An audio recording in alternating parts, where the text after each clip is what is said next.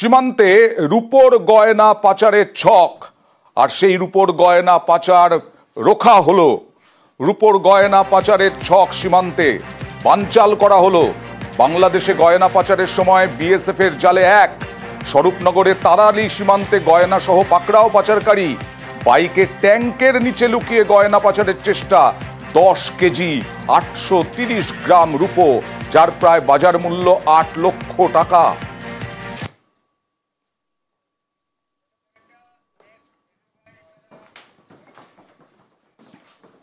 কোথাকার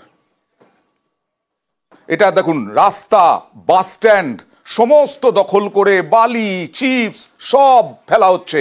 ঘাটালের Vivekananda bus terminal, এই দেখুন ছবি। রাস্তা, বাস স্ট্যান্ড দখল করে ইমারতি দ্রব্যের ব্যবসা। পথ চলতি মানুষ, গাড়ি যাতায়াতে খুব সমস্যা। দ্রুত ব্যবস্থা নেওয়ার আশ্বাস খড়ার পুরসভার। কেন এতদিন ধরে এরকম ভাবে ফেলা হচ্ছে?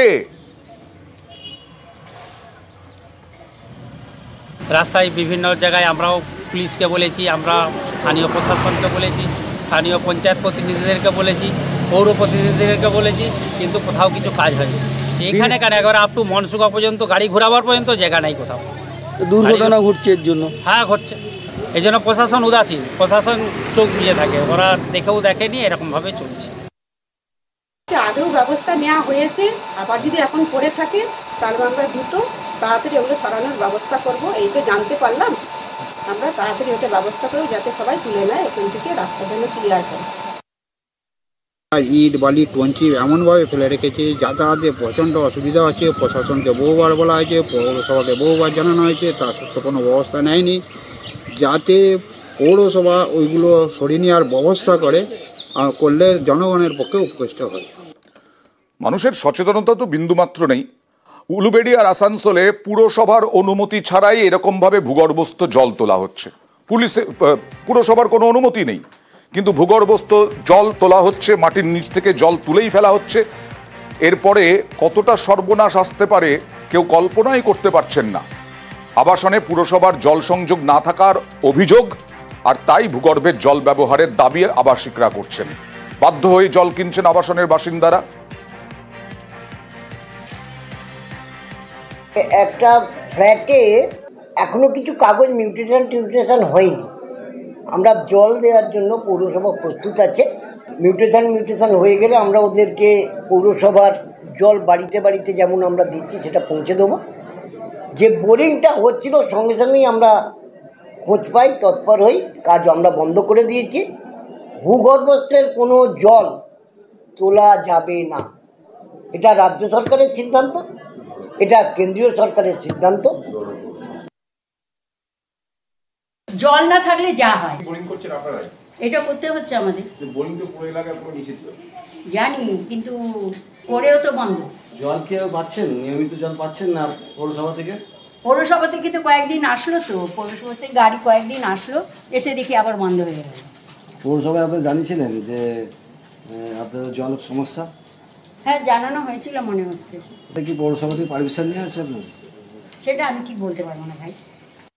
এখন তো তীব্র গরম, মাঝে মধ্যে বৃষ্টি হচ্ছে হয়তো, কিন্তু গরম কাটছে না। এই গরমে জলপাইগুড়ির পাহাড়পুরে দেখুন কিরকম জল ব্যবহার করছেন। দেখুন, জল খাচ্ছেন, জল ব্যবহার করছেন ঘোলাটে জল।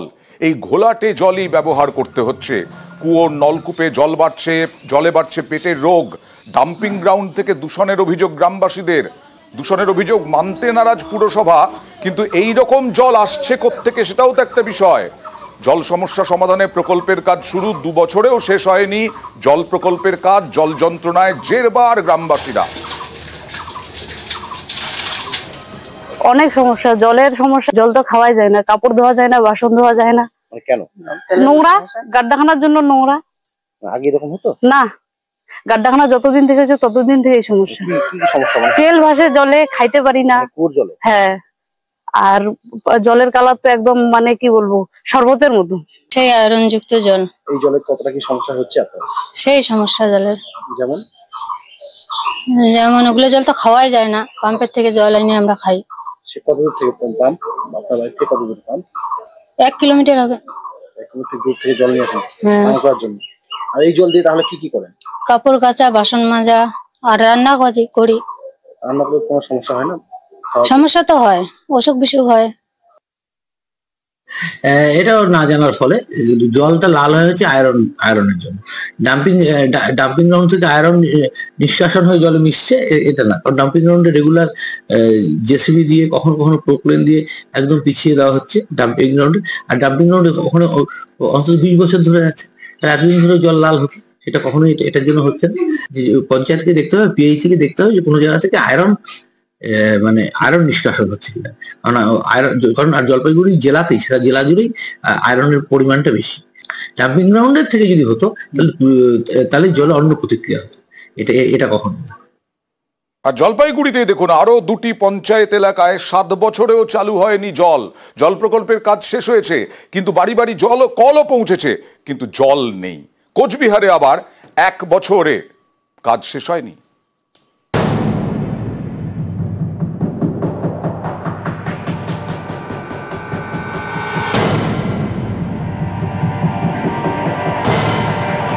বাড়ির কল থেকে জল পড়ে না, তাই ভরসা রিজার্ভারের কল। জলপাইগুড়ি সদর ব্লকে খারিজা বেরুবাড়ি 1 নম্বর এবং খারিজা বেরুবাড়ি 2 নম্বর গ্রাম পঞ্চায়েত, এই 2টি পঞ্চায়েত এলাকায় জলের কষ্ট দীর্ঘদিনের। এই সমস্যা সমাধানে উদ্যোগ নেয় উত্তরবঙ্গ উন্নয়ন দপ্তর। জল প্রকল্পের জন্য 6 কোটি টাকা বরাদ্দ করে। 2016 সালে তৈরি হয় রিজার্ভার। 2018 সালের মধ্যে বাড়ি বাড়ি পৌঁছে যায় কল।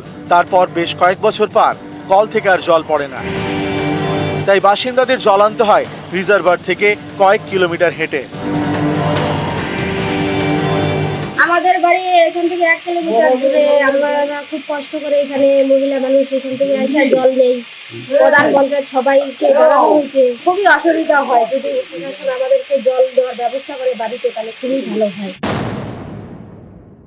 আমরা চেষ্টা করছি, ইতিমধ্যে কথাও হয়েছে ওই দপ্তরের সাথে, যে গ্রাম পঞ্চায়েতে এই বিষয়টা রয়েছে সেই দপ্তরের প্রধানের সাথে ইতিমধ্যে কথা হয়েছে, যাতে দ্রুততার সাথে এই বিষয়টা দেখা হয়। আমরা তার জন্য যা যা করার চেষ্টা করছি।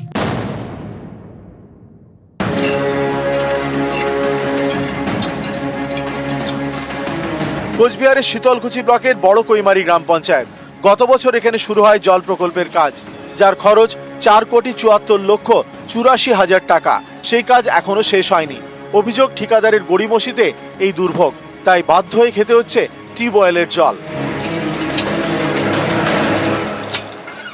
অভিযোগ সেই জলও খাওয়া যায় না।